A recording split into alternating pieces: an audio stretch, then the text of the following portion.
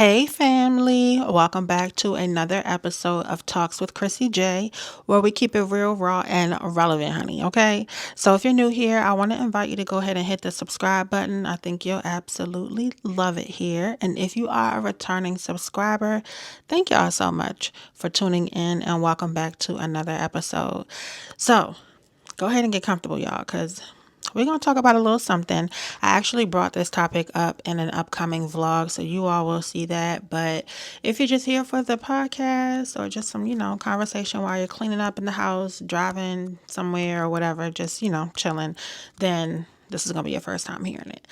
So the topic, okay, is the responsibility that content creators have when they gain influence. And this topic is just really hitting home with me as of lately. I was talking to my sister about it and I was like, you know what? This is a good conversation to bring to my platform because clearly we're talking about content creators. So why not? Now let's be real, right? Because we're going to go ahead and jump straight on in. Influence is power. No matter how you look at it, influence is power. People look up to you. They follow your every move. They trust your recommendations on products or services. And sometimes they even mold their lifestyle to be based around what they see you doing. Now, can we fault you for that? No. Everybody is their own person. You know what I mean? I get that. But what happens when that influence starts making people feel like they're less than? That's when the problem arises. So when it pressures them to do things like spend their money that they don't have, when it reinforces unrealistic body standards, or it makes someone feel like they're failing at life just because they can't keep up with the luxury lifestyle that's being flashed in front of them, then that's where the problem lies. So if you've ever felt overwhelmed, discouraged, or just straight up disgusted by the way some of the influencers push their lifestyle that feels out of reach, then this episode is going to be for you. And if you're a creator listening, this is a wake up call to remember that the weight of your words and your actions do make an impact on your audience. So I hope you guys listen in too. And then, hey, I'm all about having an open dialect in the comments as long as we keep it professional and respectful. We can go ahead and get into it in the comments, okay? So I would love to hear you all's point of view. Hopefully this will reach some creators, but if not, it is what it is. It's fine. So grab some tea, coffee, a little sippy sip, whatever keeps you cozy, and let's talk about how to be a responsible content creator and actually add substance to the people who follow you.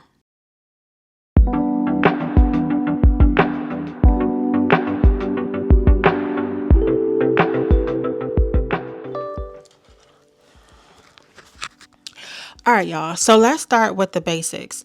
What does it mean to first be an influencer? There's a lot of content creators that do not like the word influence. They run away from the word influence, but at the end of the day, it is what it is. A lot of people think that it's just about having followers or getting brand deals or making money off of content creation. But at its very core, being an influencer means that people trust you. And that is a big thing. When you have trust, and people put that in you, that's huge. They trust your advice. They trust your recommendations, and they also trust your lifestyle. And that's why a lot of these content creators slash influencers get very frustrated with their audience when they do things that normal human beings do, because we're all human at the end of the day. But when they do things to disappoint their audience, for example, if you are in a relationship and your audience can see that that relationship is toxic or he or she is no good for you, blah, blah, blah, and they continue to stay and deal with it, their audience is disappointed and they start to speak out about it. You'll have other creators start to make videos about them and their lifestyle. And I noticed that influencers and creators get very much so annoyed at that. But at the end of the day, these people are trusting you to make better decisions. At the end of the day, you are influencing them and keeping them motivated to feel like, okay, I trust such and such to make, good decisions. And she didn't put up with no mess from her dude. She left him. That was a toxic relationship. He didn't treat her right. She left him and she's fine. I can do the same. You know what I'm saying? And that's just on a very small scale. So that's why a lot of times these big celebrity artists like Beyonce are quiet when things go on because they have such a huge influence. They have to really, really be careful with what they say. And sometimes it's best not to say nothing at all. Now, whether we admit it or not, social media does have a power over people's emotions, their self-esteem, and even their finances. So, how many times have you seen an influencer post a new designer bag or a luxury vacation or the latest must-have product, right? Their favorite Amazon finds or Sephora buys, and then you immediately feel like you have to, buy it. So you go to the website or you click on their link in their description box and you order the product.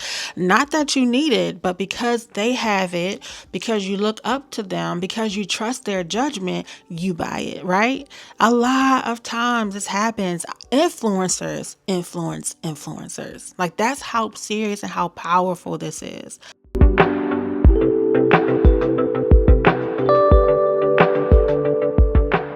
Okay, so let's be real. This aspirational lifestyle content that the creators are doing these days is real life making people go broke. People are maxing out their credit cards, they're draining their savings, and living beyond their means just to keep up with influencers who, in reality, get most of their stuff for free. A lot of the stuff they get are for free. And let's not even talk about the body image struggles that come with constantly seeing edited, filtered, or surgically enhanced bodies being passed off as natural. It's time for content creators to be more responsible with their audience. And we're going to get into that.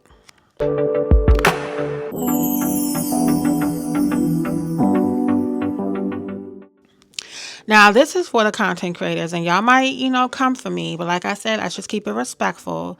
So, this is for you, or even if it's just someone who posts on social media, let's put it that way. Ask yourself, how can you make sure that you're adding substance instead of just pressure?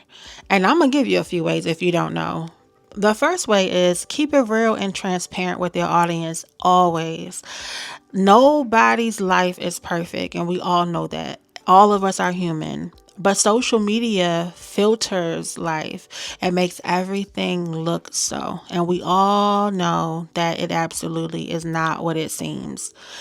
If you're an influencer, let your audience see the full picture. Now, I'm not saying open up the doors, turn the camera on, put your life on, exposure in the midst of you and your husband arguing. I'm not saying that. I'm not saying that at all.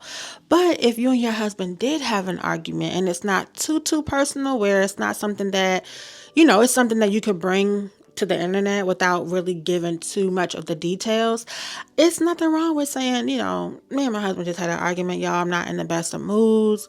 But, usually when we have these moments, which marriages do, he goes for a walk or I like to take a drive, and this is how I like to wind down.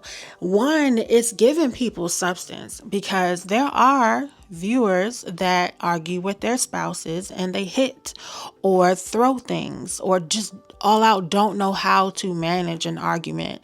They don't know how to walk away. They don't know how to bring themselves down,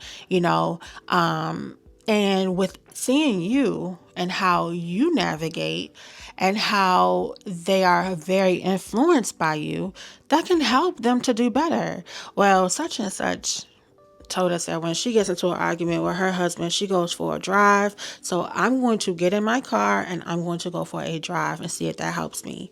It's just ways like that that really gives your audience substance, because we all argue with our significant others. That is not a secret at all. No one has a perfect relationship. And if you do, I would be more leery of that relationship, if anything. Don't just highlight your highs and the good days and all of that. put out, real stuff. You know what I'm saying? You have to also share some struggles and then share the growth and the lessons that you've learned within that growth. If you are getting gifted items or brand deals, then say that. Don't sit there and say you spent your hard earned money or whatever the case is. Let people know you didn't spend $5,000 on this bag and let them know that you wouldn't. You know what I'm saying? Like, I'm not going to get a bag that's gifted to me that has a $5,000 price tag on it and tell my audience to go get it. If I 1000% know that if I were in the tax bracket of even 70% of my audience, I would not get that bag. Especially with eggs being the cost that they are, I'm not going to encourage my audience to get that bag. Like, that is absurd. And they shouldn't feel like they have to. You know what I'm saying? So the second tip is to stop encouraging your audience to overspend. There is a huge difference between recommending something and pressuring someone to buy it. So if you're ever like pushing, your audience to buy, but not giving them valuable information, alternatives, or financial awareness, then you are doing them a disservice. Instead, you should offer practical content. Show people how to budget or find affordable options like thrifting or even DIY things or re-thrift items. You know what I mean? Like, go into your closet, look at 2 pieces of clothing that you may not want anymore and see if you can cut the arms or the sleeves off of a shirt and attach it to another shirt to make it look different or whatever the case is. Like, show your audience substance and not always promoting high-end products that half of your audience, if not more than half, cannot even afford. Tip 3, promote healthy and realistic body image. Now, this one I know is going to touch some people. It's going to pull on some trigger strings. Okay. Like, let me see how I could tread lightly around this one because there's this stigma behind if you are a cosmetic girly and you got work done to your body, no matter what was done. And if you are a natural girly and you've never had any cosmetic work done to your body, that you are hating or you are jealous of the cosmetic body. That is absolutely false. And I am 100% natural. I am all the way for, okay? Do what makes you happy. I'm 100% for that. If getting fake teeth, getting a boob job, getting a BBL, getting a tummy tuck, hell, get a new toes, okay? Put on yourself, makes you feel better. Do what you do. At the end of the day, it's your body. Who am I to tell you what to do with your body? Where the issue lies is when work gets done and the cosmetic girls get this work done, they kind of like have this new persona about themselves and they come off very, what's the word? I think y'all know what I'm saying. They come off a little goody two shoes, a little stush, a little stuck up, a little, you can't sit with us type of vibes, a little mean girl type of vibes, right? And they start to like flare up their nose and look down on the natural girls as if just last week, a couple weeks ago, a few years ago, you weren't looking like that. You get what I'm saying? And so it has really much so caused a divide between women. There is a divide between natural girlies and cosmetic girlies, which is insane. It's just, it's one of those things that I can't stand to see the battle in the comment section. It is so annoying to see women literally go back and forth about natural bodies and cosmetic bodies. And then it's very annoying when the cosmetic girls blatantly get cosmetic surgery and then lie and say they don't have it or didn't get it as if everything they got going on is natural. Now, don't get me wrong. Every single person, and I'm going to say person because this applies for men too, have a flaw with themselves they would love to correct or to be born without. If I was to be like, let me know anything that you would change about yourself and at birth, and the world will never have seen it or never have known you have this flaw, what would it be, right? Everybody has something, whether it's a birthmark on your nose or whether it is your nose, period, like the size of your nose, your eye color, hair texture. Everybody has something about themselves that they would love to alter.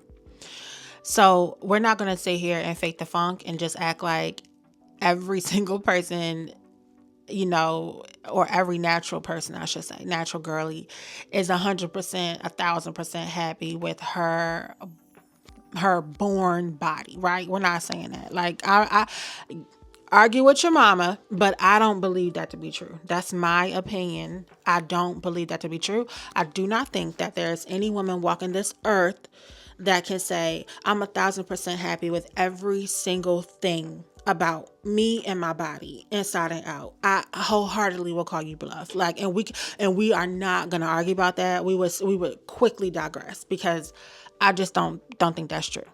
So yeah, we're gonna move on. Okay, so I just feel like that that cosmetic life has really put a divide in women and our community, and we need to be uplifting to each other and encouraging and empowering to one another. You know what I'm saying? Like, we literally are all we have.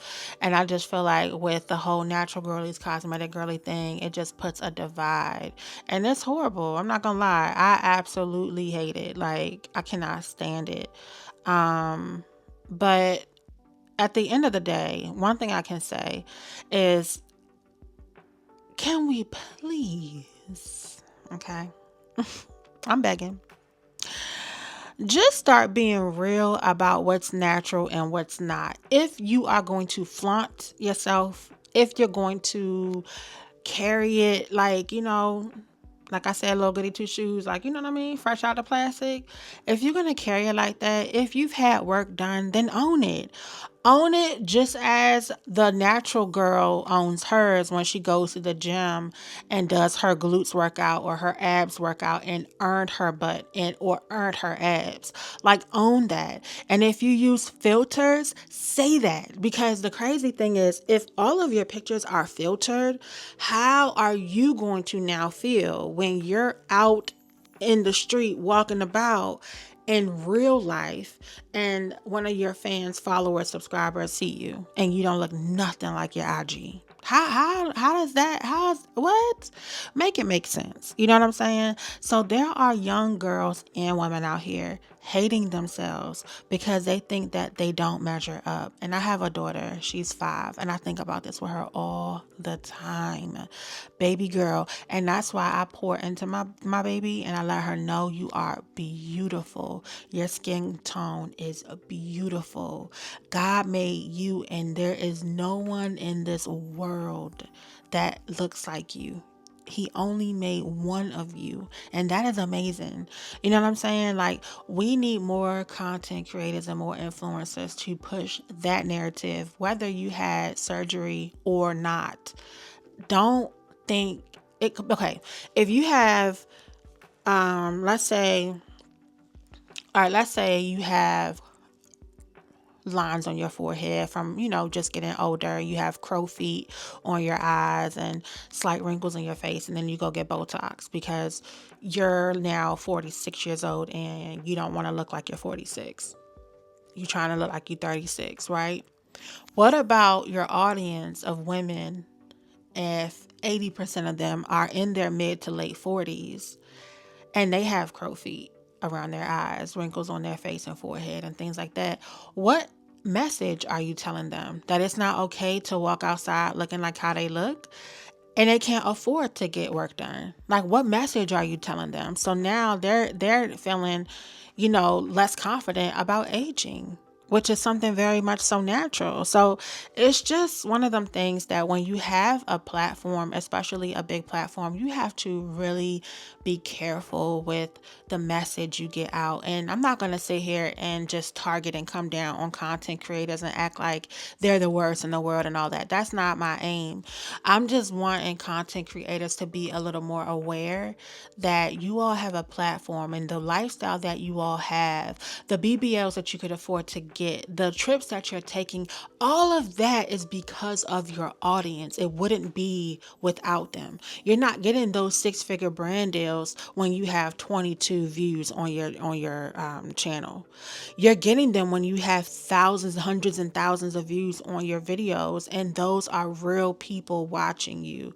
So keep your audience at the forefront always. That's all I'm saying. I just feel like people get caught up in upgrading their lives. Get the money is good. I just feel like they get caught up and they lose focus on where they started and who got them where they are and who is helping them sustain that lifestyle. It's your viewers, it's your subscribers, it's your followers, it's your fans, however you want to name them. It's real people, y'all. Tip number 4, and it's the last tip I'm going to give, is to focus on uplifting instead of flexing. So your content should make people feel better about themselves, not worse. So once they done watching you get your maintenance vlog and all this other stuff, all this work done to your body, they should turn the phone off, close their computer, whatever, turn their TV off. They'll be able to look in the mirror and still feel good about themselves, not start picking themselves apart because you picked yourself apart and then went and laid down on somebody's table to get the work done. That's not a good feeling for your audience. You know what I'm saying? So if all you're doing is showing off what you have, where you travel, what you bought, then ask yourself, is this really helping my audience? Am I giving my audience substance? People come to YouTube, social media, and everything else to get away from their reality, or to learn something, or to be influenced, motivated, empowered, encouraged, uplifted, everything positive. I don't know one person that goes to social media or watches their influencers vlog or video or what have you to want to be like, oh, let me go ahead and tune into such and such so I can have a bad day. Let me go in and turn on such and such and see what she's up to so I can start to feel bad about myself. No one's doing that. No one is doing that. It's the whole opposite. I'm having a bad day and such always makes me laugh when I watch her vlogs. Let me see what sis is up to. That's what they want. That's what they want. Oh, I have a child that is battling, XYZ, and it's a rough day for her or him. Such and such has a child that's battling the same. Let me see how she navigates this. Come on with it. You know what I'm saying? Like, that's what they're looking for. They're looking for substance. So start adding value to your content. Teach, motivate, encourage, and uplift your viewers. That's how you create a real impact. Not having people spend money they don't have. Not having your audience get into debt.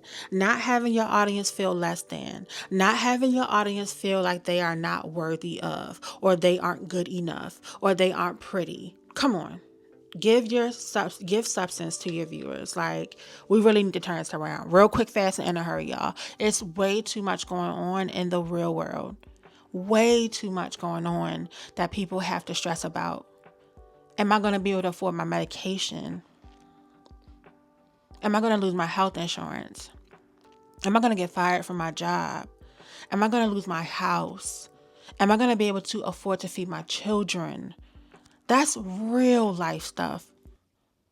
So, at the end of the day, social media is just a highlight reel, y'all. People don't post their late bills, their relationship struggles, their mental health battles, or the behind the scenes of their struggles. So if you ever feel like you're falling behind because you're not on private jets or buying designer bags or waking up in luxury hotels or penthouses, pause and breathe. You are exactly where you need to be. Your worth is not tied to material things. And to my fellow content creators, I know I'm a small channel right now. This is for the big channels and even the smaller ones. Let's do better. Let's start using our platforms to uplift, educate, and bring substance to people's lives, not just to influence them to spend their money, to feel insecure about themselves, or to even chase a lifestyle that is not in reach for their current reality. So I hope that this episode hit home for you guys. I hope that you can start to rethink things, even if you are not a content creator, even if you are just a viewer, listener, watcher. I want you all to also look at yourself within that. Take note. Am I allowing this influencer to have a bad influence on me? Do I find myself every time I click on this vlog, do I find myself purchasing something that I do not need? If so, I will highly recommend to unsubscribe or turn off the notifications for that specific influencer, or just temporarily unfollow. I mean, sometimes you need to take a break from social media, but sometimes you also have to take a break for certain influencers too. Sometimes we have to take a break from friends, family. You know what I mean? You have to take that moment, that step back and reevaluate yourself. And that comes with content creating, and that comes with influencers too. All right, y'all. So if this episode resonated with you, share it, leave a review, comment below, send it to a creator that needs to hear it, and let's start holding influencers as well as myself accountable and pushing for content that actually helps people and not hurt them. Thank you guys for tuning in to Talks with Crissy J. Until next time, stay grounded, stay grateful, and most importantly, stay true to yourself. If you love today's episode, be sure to subscribe and follow me on all of my social media platforms. They are all linked in my description box below. Thank you guys so much. I really appreciate you all being here, and I'll see you guys next time.